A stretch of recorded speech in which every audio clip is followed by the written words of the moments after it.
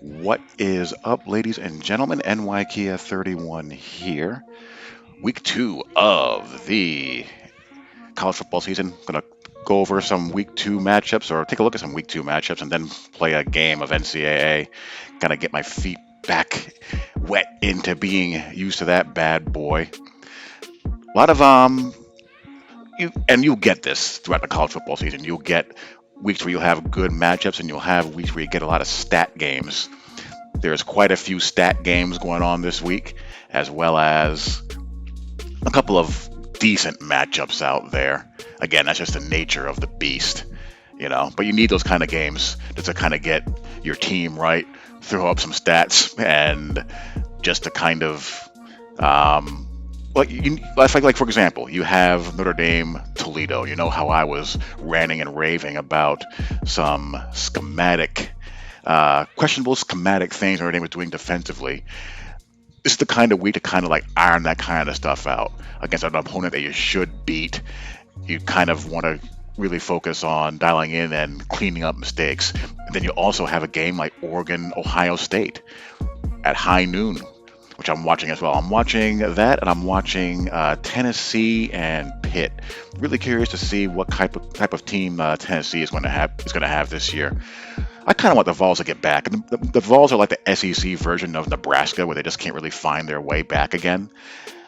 Traditional program, they have good tradition. They have a great environment. They've had great players, and they're one of those programs where it's just kind of more fun to have them relevant than to just be floundering around. And Pitt's always pesky, so that'll be a decent matchup, I think. And you also have, I can't speak this morning. You have Oregon and Ohio State. Tough to tell how good Ohio State is. Tough to tell how good anyone is outside of Alabama, really. Did Oregon or Ohio State look overly impressive against Minnesota? Not really, but they got the job done. And again, they're kind of in a situation where, you've got a quarterback there you're trying to break in. Oregon, I think, is going to have a pretty decent year. I'm taking a look at their schedule, seeing how that shakes out. They have this game, obviously, against Ohio State, which is a test for them, given their rankings. Oregon is 12 and Ohio State is 3. Then you have Stony Brook, which is a stat game. Then you have Arizona, who knows? Stanford's usually going to be pretty solid. Cal, UCLA. Then you have Colorado, Washington State, Utah, and Oregon State. So the schedule looks pretty manageable for them if they can get by this game. They're currently up 7-0. So that remains to be seen. And the only other, Texas A&M, Colorado could be interesting. Again, it's just a matter of how much you are willing to trust A&M. And Colorado can be sneaky in a given year. Another program that kind of goes sideways, but can't really get back to their, glory years. Colorado was once a very good program, but now they're just another on a good year, 6 and 7 win program on a good year, which is a shame. And A&M is ranked number 5. Cincinnati is ranked number 7. Alabama's stat game. We had the annual Nick Saban rat poison speech, and I really respect the way Saban goes about. I love his whole outlook on his profession and his approach on life. Just trying to keep his players dialed in, which you have to do when you're dealing with 19 and 20-year-olds. Really, it's really hard to keep them focused week to week, and making sure that ship stays righted is a challenge, and not every coach is able to do it. And he's probably one of the best in the biz in that, and just really hammering focus on them, which you got to do from time to time. But you got to pick your spots. You can't be a complete tyrant and just do that 24/7. But you got to take occasions to make a point and to keep them dialed in. Iowa and Iowa State in week 2 at 4:30. Both teams ranked in the top 10. Iowa is one of those programs I like to keep an eye on, that I'm a closet fan of. I just like how they run their program, how they play, and the fact that they're able to consistently field decent teams in that conference. When you have Ohio State, Michigan, Penn State, You have Minnesota that recruits very well and fields pretty decent teams as well. And then you have little old Iowa. So I always like seeing Iowa and Iowa State do well, and both having a week 2 top 10 matchup is really nice to see. Let me take a look at their schedule, both Iowa and Iowa State. So much of how good of a season you're going to be having ultimately comes down to who you're playing and when. Iowa, they're ranked number 10 right now. They had Indiana, which opened the season ranked 17th. So they have Iowa State. So if they win both those games, you're 2-0 against two ranked teams. Then you have, Cupcake City and Kent State. Colorado State, sneaky, group of 5 team. Maryland, you should handle business against Maryland. Then you have Penn State, Purdue, and Whiskey. So that's 2 games sandwiched by the Purdue game, which are going to be pretty challenging, you would think, Penn State and Whiskey. And the rest of the schedule is pretty manageable. Northwestern, Minnesota, Illinois, and Nebraska. So if let's say they beat Iowa State today, they should be 5-0 heading into Penn State, which would be, amazing. That would be just great for them. And for Iowa State, let's see what they got. Oh, God, they have nothing. Oh, my gosh. So they had UNI, which they barely squeaked by. Barely squeaked by. Again, one of those things, openers. You just kind of hold your breath sometimes and hope your team can get through them. But that's, oof. I just lost where I was at. Let me just pull them back up again.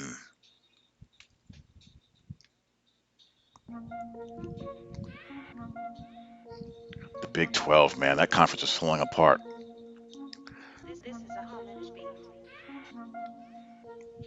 But Iowa State's schedule. So you have Iowa this week.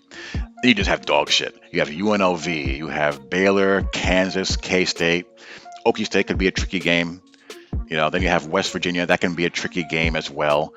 But again, if you're a real team, all of these, opponents you should be able to take care of business with. Yeah, I lost their schedule. I have it back up again. So yeah, Kansas, K-State, Oklahoma State, West Virginia. Then you have Texas. Who knows if Texas will be ranked by then in early November or not.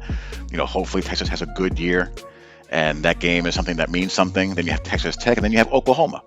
So, their schedule sets up to be pretty favorable until they get to that Texas game. Again, if you're a real team, you should be unbeaten, by that time if you get by Iowa. And then the rest of the schedule is pretty light. Florida, USF, my Fighting Irish against Toledo. Virginia Tech has Middle Tennessee State. That could be more of a headache than you could bargain for if you're not ready to play. Middle Tennessee State, sneaky good group of 5 program. Vatech checks in at number 19 after they win against North Carolina. And Notre Dame plays them in a couple of weeks. Then you have Clemson, South Carolina State. That's a rollover. Texas and Arkansas. Again, Texas, if you're for real, take care of business, win that game. Miami, Appalachian State. People still put Appalachian State on the schedule. I still think Miami's going to be between number 15 and number 20 type of team, but you got to be careful. You got to show up to play against App State, or they're going to beat you. Wisconsin, Eastern Michigan, stat game. Oklahoma against Western Colorado, something or another, whatever. So yeah, they get the Holy War, Utah, BYU. BYU is one of those programs that tends to be good like every other year. I mean, who knows? Utah checks in at number 21. BYU is going to be joining the new Big 12, which is going to look an awful lot like the current American Athletic. You're going to have BYU, Cincinnati, Houston, UCF in the Big 12, along with what's left. So you're going to have those programs along with Kansas, Iowa State, Kansas State, Baylor, Texas Tech. Oof. But BYU, you figured they might be down since they no longer have their quarterback, but who knows? Again, they had a good year last year. They tend to be a team that goes 10 wins one year, 7 wins the next, 10 wins the next year, 7 wins the following year. That's just the way BYU just tends to roll.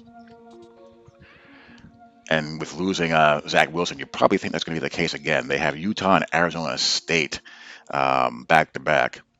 The rest of their schedule is nothing special. They're an independent, and then they play USC. Well, they have Boise State in there. They have Virginia. They have an okay schedule. And Utah, you figure, is going to be in the Pac-12 mix all year long.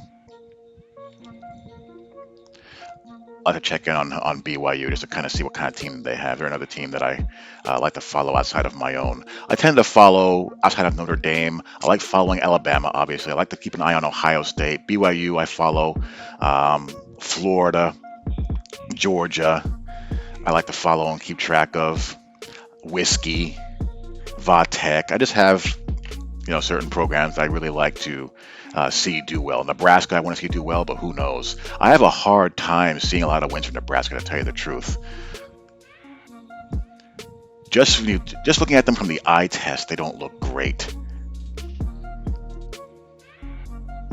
Look at Nebraska's schedule. And I'm curious to see how big of a leash you're going to give Scott Frost.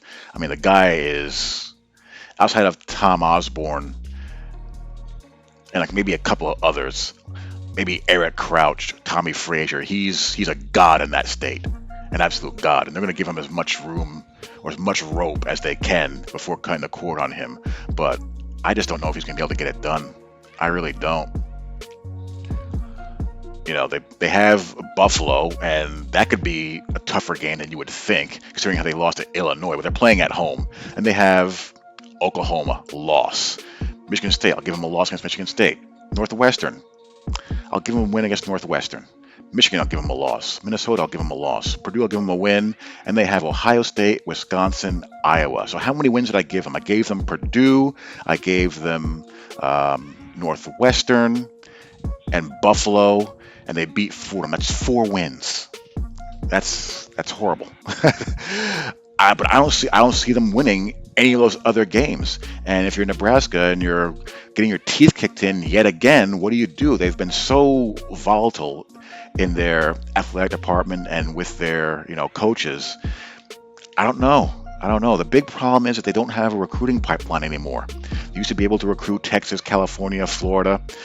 When they were in the Big 12, and they had Silich and Osborne, and uprooting from that into the Big 10, and then going through their coaching volatility, they just don't have those connections anymore. They just don't get the players, man. So it's rough. So that's a little wrap up of what's going on in week 2. Nothing else really catches my eye. Yeah, not a whole heck of a lot out there. So what I'm going to do now, I'm going to play some NCAA. Oregon, Ohio State from the Horseshoe. Let's go. I am going to do a Dynasty Mode series. That is a definite. I got a couple of dynasties I'm actually, still doing or playing. I got my Notre Dame dynasty in Tennessee, neither of which I've touched in quite some time.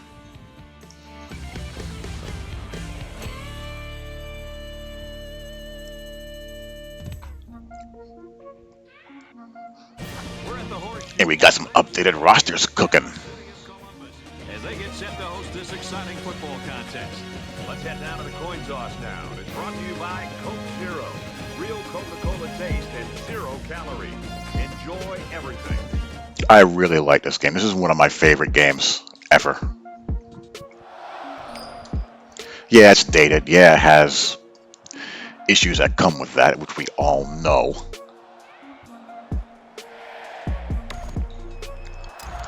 But as far as just having fun, I have fun playing NCAA 14 still. A lot of fun.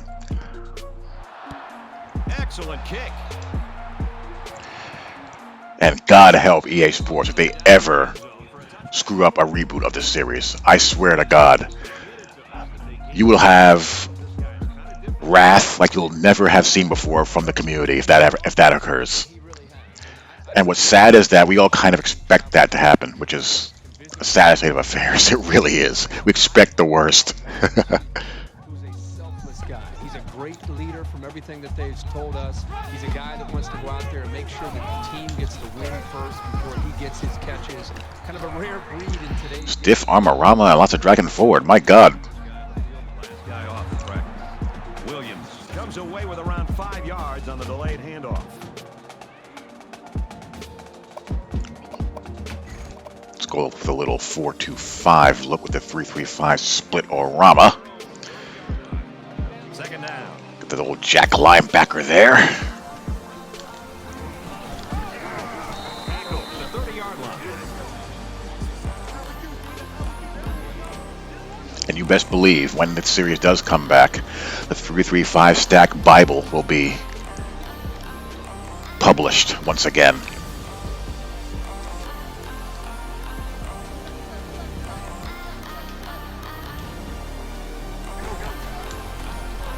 Screen! Halfback's got it. And he's tackled. Sniffed that bad boy out. play by the defense. They're feeling pretty good about themselves right now. Outstanding pressure here on the quarterback. They sent every one of those linebackers, and even though they couldn't get to the quarterback, they were able to prevent the first down.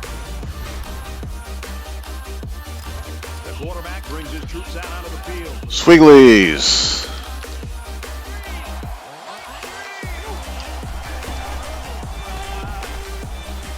He's to the 40. Woo! Hello. Travis Dye with some running room. As it keeps the defense guessing. They have no idea whether you're passing or running. Running out of the Pistola playbook. First and 10. Ball on the 46-yard line.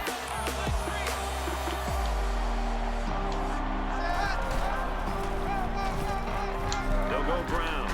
Runs outside. Remember how insanely overpowered that play used to be? The pistol strong power in Madden 25?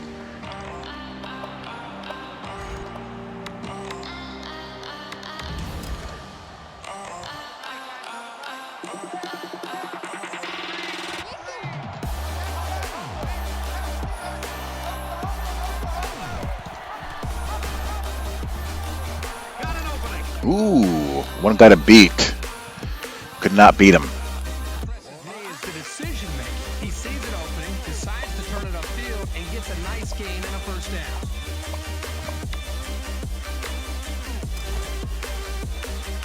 From the 44-yard line. First down.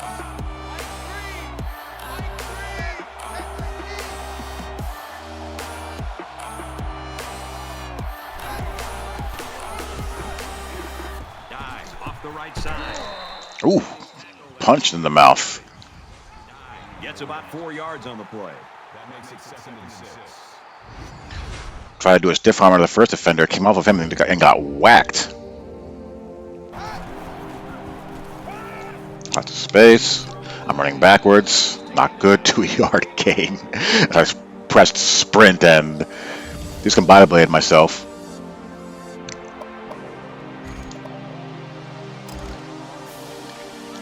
Squigglies on third down. The crowd at this stadium always a factor in a football game. Pulls it in and he's in the open field. And we got it. 26-yard line. Run this to the other side. We might house it. Oh, not quite. Run it pretty well. Running it pretty well. Got it. March right down the field.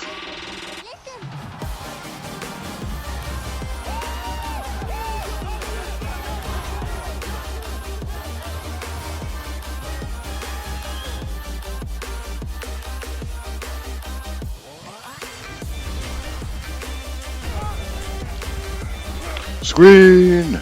Tackle him! Or don't! Quick little bubbly. Recognizing the outside linebacker blitz and delivering the football for a first down.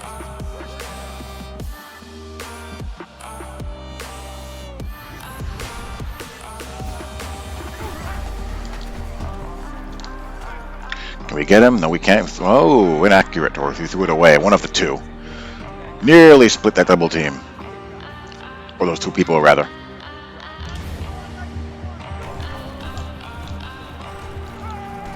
Oh, wow, wide open. And someone got punked. Jeez.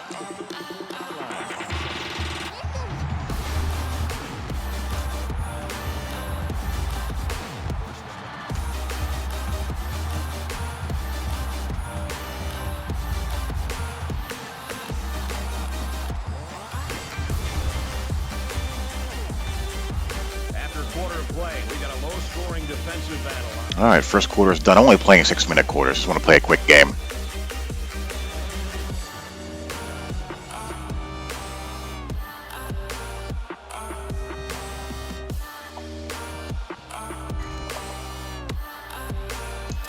And we're ready for more football here in quarter number 2.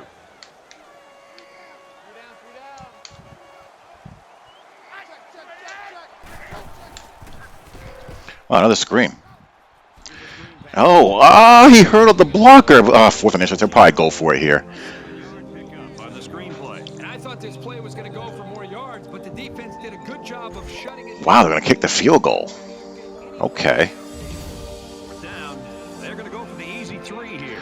They should go for that. I mean, geez. 4th and inches inside the, what? Inside the 20. You got to go for that. That's too conservative.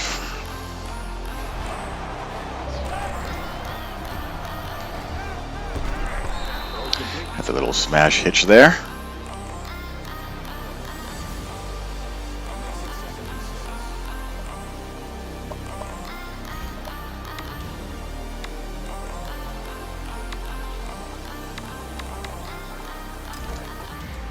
From their own 29-yard line. 2nd down. Oregon is up 4.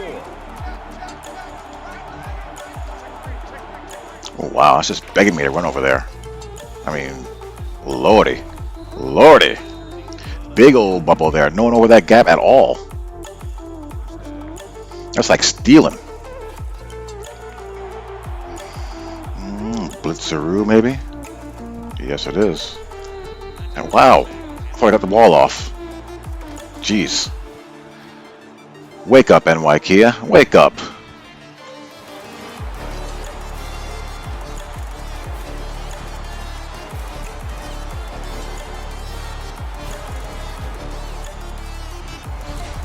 I was going to throw right to the shallow cross, right where the blitzer came from.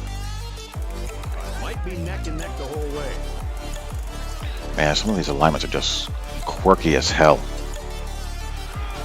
He's tackled at about the 45.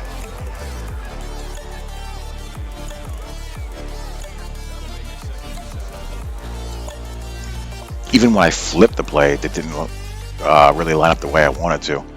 That was always one of the flaws in this sucker. 45-yard line. It's 2nd down.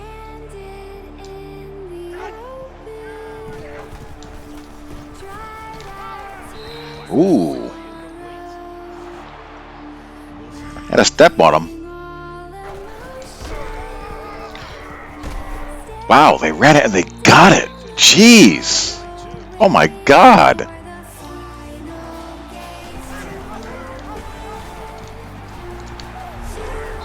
All right, well, they're marching now. Let's blow up.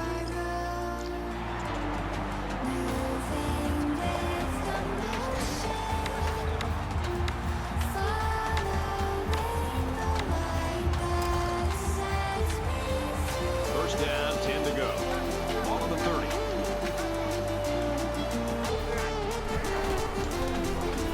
The ball is Oh, big hit. Big play. Let's go. That's a momentum swing.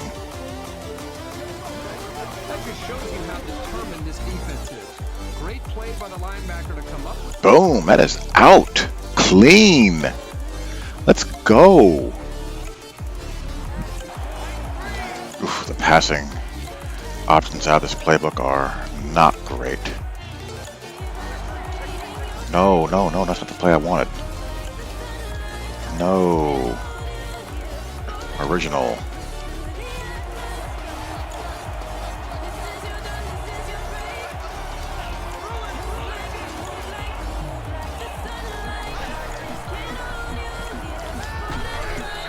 Jeez. Let's get a timeout. Man, just when I tried to talk up Tennessee, they're getting beat by Pitt 20-13 right now. Late in the second quarter, they have the ball at least.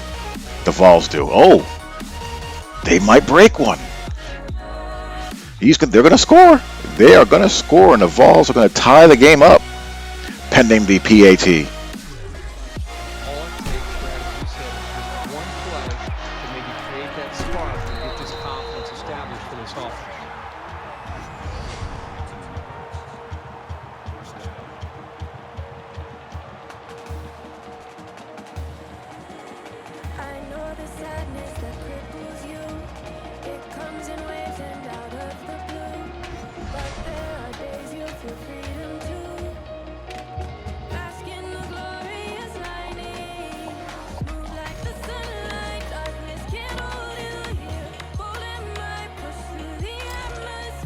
From their own 44-yard line, it's first down.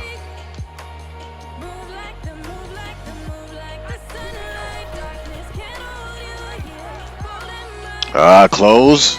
Good job. Wow, that ball's in the air for a long time. Jeez.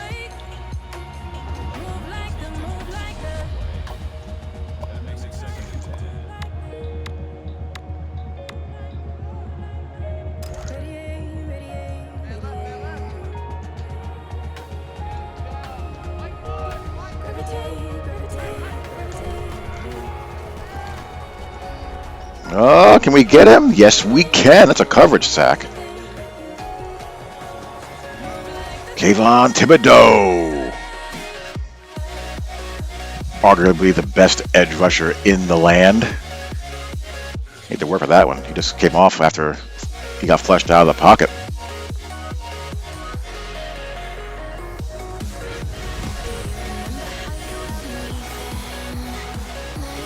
He fields it at the 17.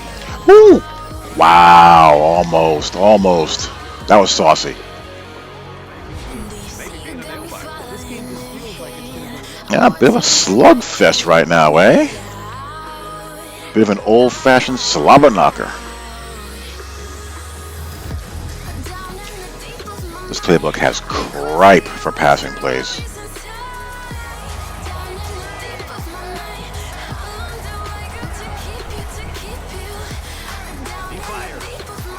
Ooh, see, you can't really lob lead those in this game back then, you know? Or touch lead them.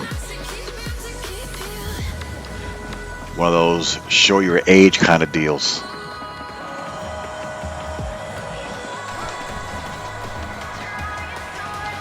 Hey, inside pass, lead that? Yeah, inaccurate. Had a shot at it.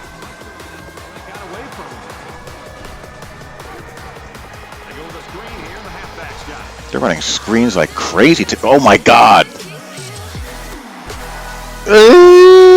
There's 1 second left on the clock. Of course there is. That's their second of the half. Of course there would be. After the big pass play, we have a first and goal.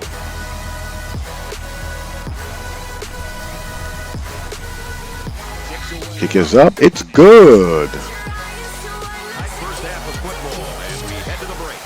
7-6, Ducks. 7-6 at the half. Not exactly setting the world on fire on offense now, are we? Glad to have you with us in the studio for the EA Sports NCAA Football 14 halftime show presented by Ncaa. Innovation that excites. Reese Davis and David Pollock here completely locked in on that first half. Ohio State's locked up in a tight battle. They are down at the half right now, but you have to remember in football, each play has a life and a history all its own. You can't spend time looking at the scoreboard and really Olay!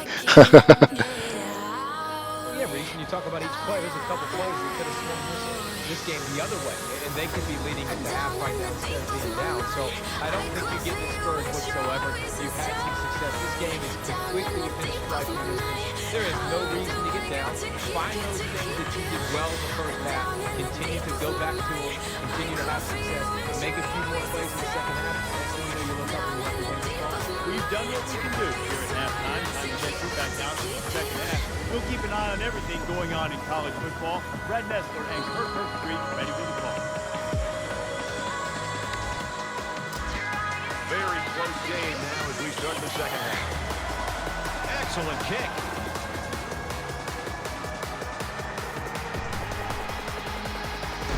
Oh, wow.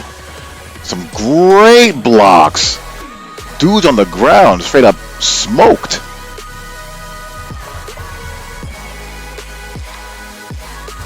now both teams come trotting back out onto the field. Oregon is up one.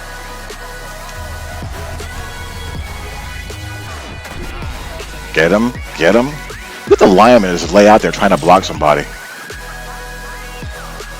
I just try to be patient, not outrun the blocker.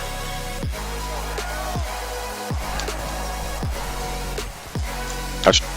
Oh, a better throw, a better touchdown. I wanted to lead it up, but I let it too far to the right. Nice play. Get rid of it. Get rid of the ball. There's nowhere to go. Boom.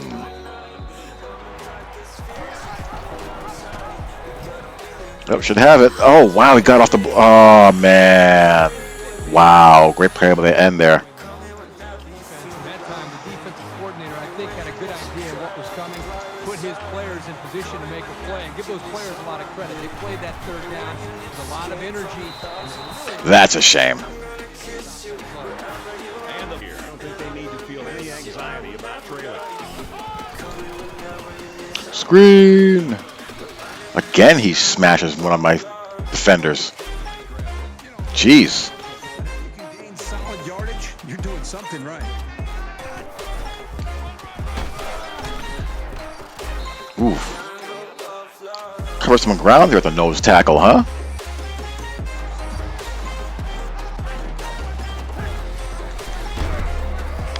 Wow, good tackle.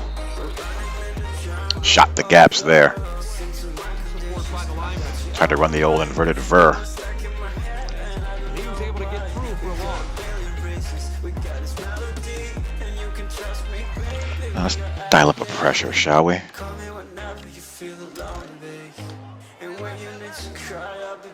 I really don't want the field side end dropping. Let's flip the play. Oh, I couldn't flip it, but it worked anyway. Good job. Let's go. Whether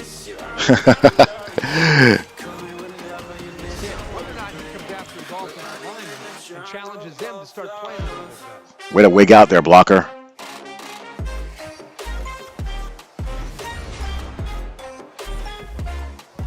The offense looks to build on the success of their field goal on the last drive. Oregon is up 4. Okay. Just take that over the middle. That makes it 2nd and 2.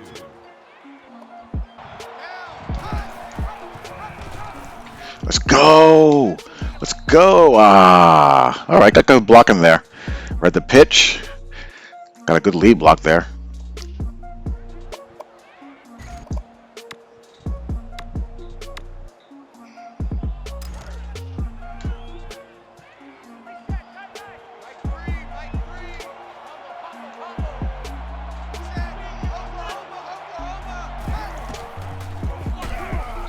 Ooh, wow, good play. Crash in the backside. Jeez.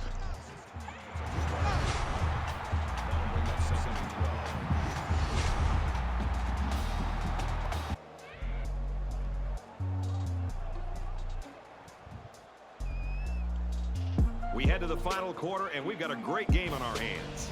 10-6, Ducks.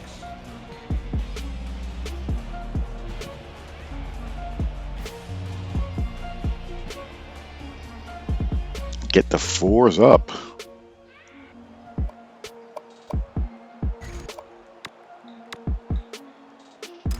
All right, we're just about set to start action here again in the fourth quarter. Oregon holds a 4-point lead.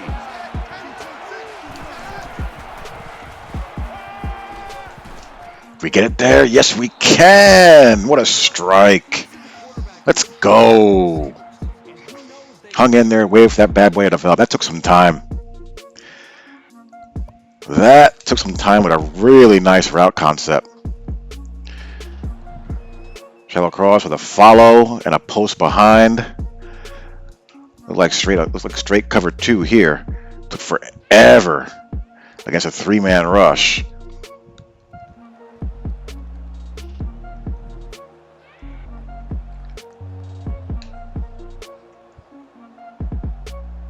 He went wide. Yeah, he looks like he's a curl flat. The hook comes down. He got really wide. He didn't get a lot of depth or width. Yeah, he didn't get much depth at all. Yeah, it's late though. He's opening up to the field side. So that by that time, he's got this route conflicting him as well. Initially on a vertical stemmer.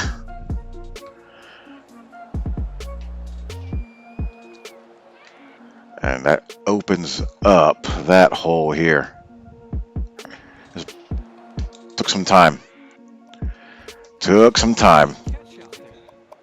Oregon is up by 4.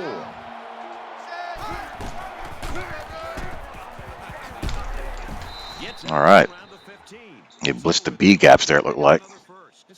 I got picked up.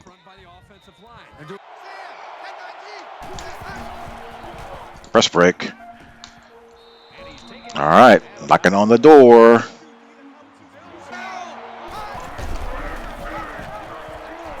We get there, not quite. We get the first down, 1st and goal.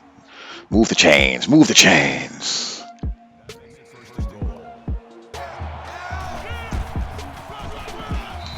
And that should do it. We're up 17-6 with 3 and change to play. Barring a complete breakdown, just make them have to work. The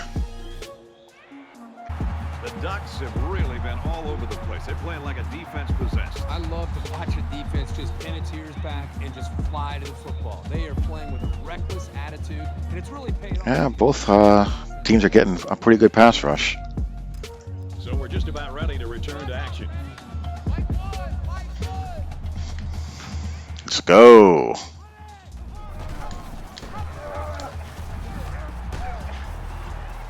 Up the middle for a nice game.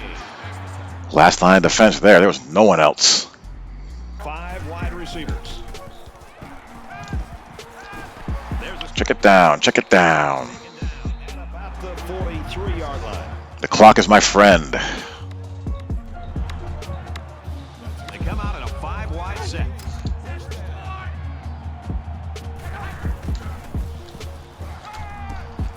Fires across the middle. And he is drilled. All right, they did a good job there. Tried to bring a boundary side blitz.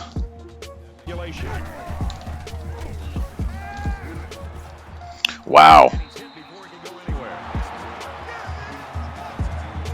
All right, they're starting to percolate. They're percolating.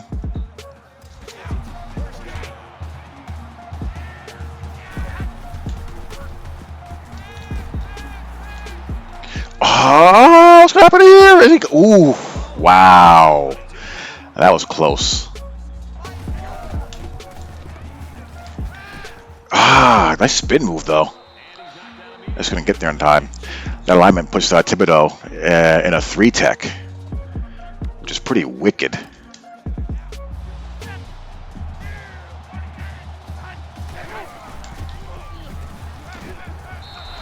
Wow.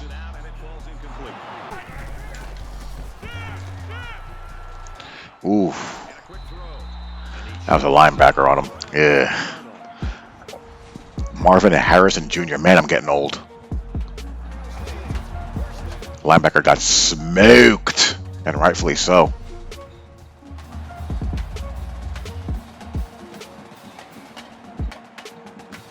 That's a tough name to live up to, huh? Can you imagine?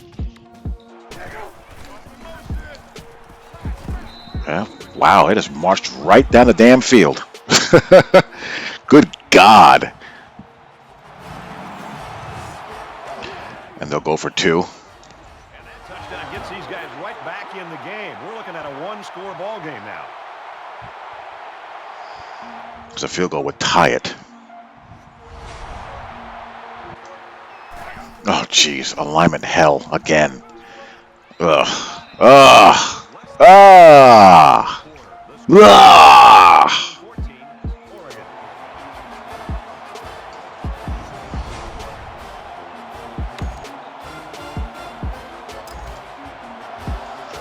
Onside. Come on, hands team.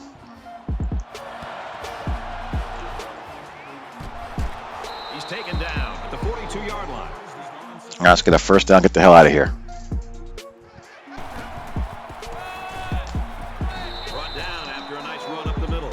Dive. Gains about 4 yards on the All right, make them burn a timeout. Use their first time out of the half.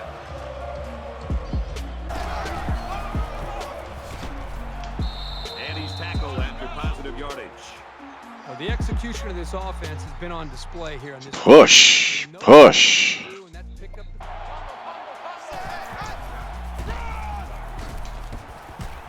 And they get nice yardage on that run. All right, we're just going to take our sweet time here. Arguably the loudest crowd in the nation, and they are turning it up a notch. Tick, tick, tick, tick, tick, tick, tick. You can squiggly all you want here. We're just going a little triple option action here. Oh! On the defensive coordinator side of things, and why not? His defense just came up with one of the biggest stops of the game. Pitching that, I almost pitched it. That would have been very bad. That would have been a potential picked off pitch. Because up, it is good. All right, 20-14 with 29 seconds left. We should be in good shape. I would be surprised if thrown 30-yard line. Third down. Look at that pulsing defensive line.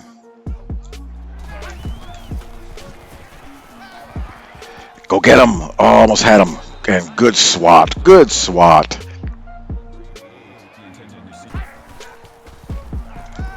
He zips it out to the left. And it's caught. Wow. Ain't gonna matter. Oh, they're gonna have one more play. Get him. Get back.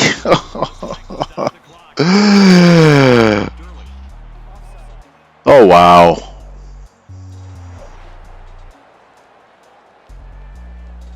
They're gonna have a shot to get in the end zone. You know what that means? Man up 3 deep. They're on the 34. From the 34-yard line. First down. One last play, folks. It's time to find out how far he can throw it and see if this game becomes one of the all-time greatest. And Out there. are you serious? That actually happened? How? Oh my gosh!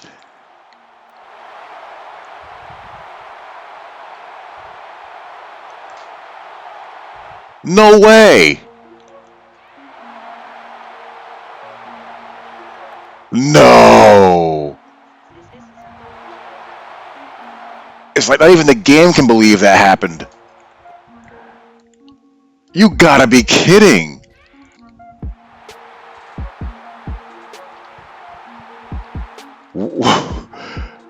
How sway?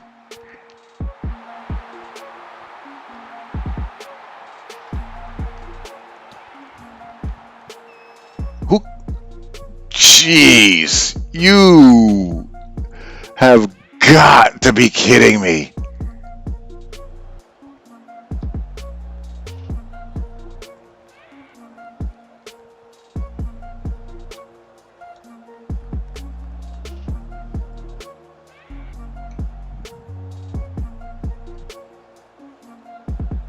Wow, that's insane. Kicker on the field. He'll try to put his team up by a point. That is abject insanity. Holy cripe.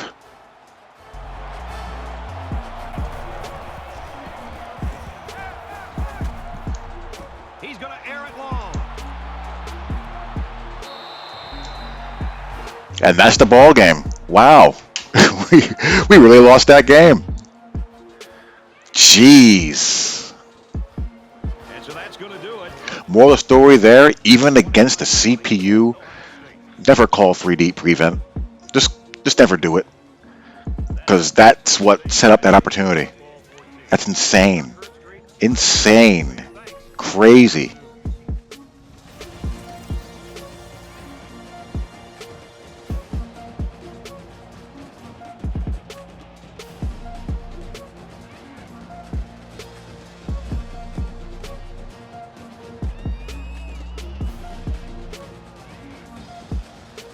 Ohio State pulls one out of the hat.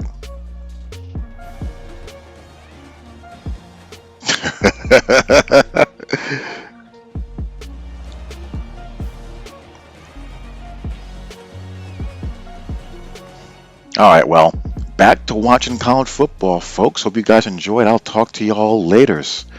Peace out.